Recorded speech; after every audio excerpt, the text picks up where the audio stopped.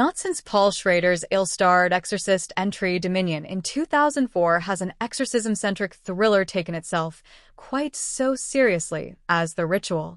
Based on a real-life case, like director David Middle's prior, The Killing of Kenneth Chamberlain, this more fantastical drama is a relatively restrained effort less interested in standard horror effects than the event's psychological impact on their participants.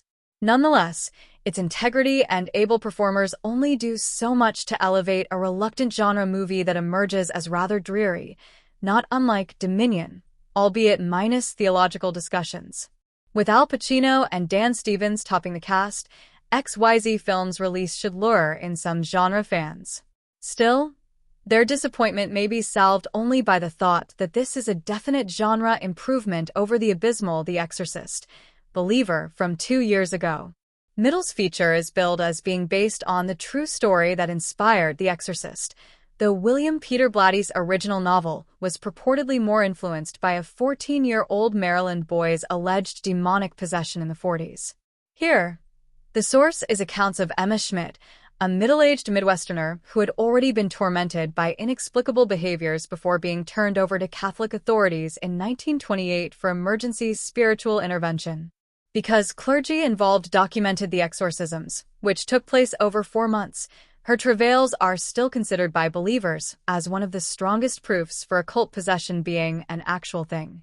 The movie's much younger version of Schmidt, played by Abigail Cowan, who's in her late 20s and could pass for a teen, arrives at St. Joseph's as a frail, frightened, and passive presence.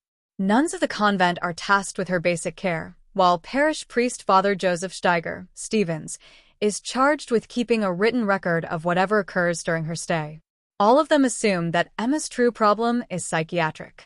They see little reason to keep her in restraints as recommended by Father Theophilus Reisinger, Pacino, the visiting Capuchin friar who will perform sacred rites of exorcism. That turns out to be a big mistake. Emma herself may be a harmless victim, but whatever's got hold of her is crafty, malicious, and violent.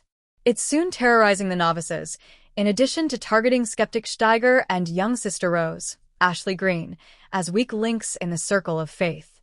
Enough havoc is wrought that the Mother Superior, Patricia Heaton, insists Emma be moved to the institution's basement. Yet wherever its permanent residents go, and however firmly secured their troubled guest is, these servants of the church sense a mocking, evil entity running loose. There's nothing here you haven't seen before. Furniture moves around on its own. Lights flicker and go out.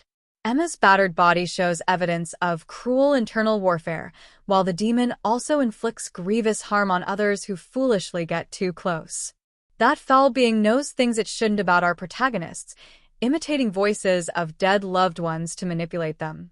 Through it all, Pacino's aged friar remains stoic. He's apparently been through the likes of this before. The real Reisinger had indeed already attempted to exorcise Schmidt once, in 1912 Wisconsin.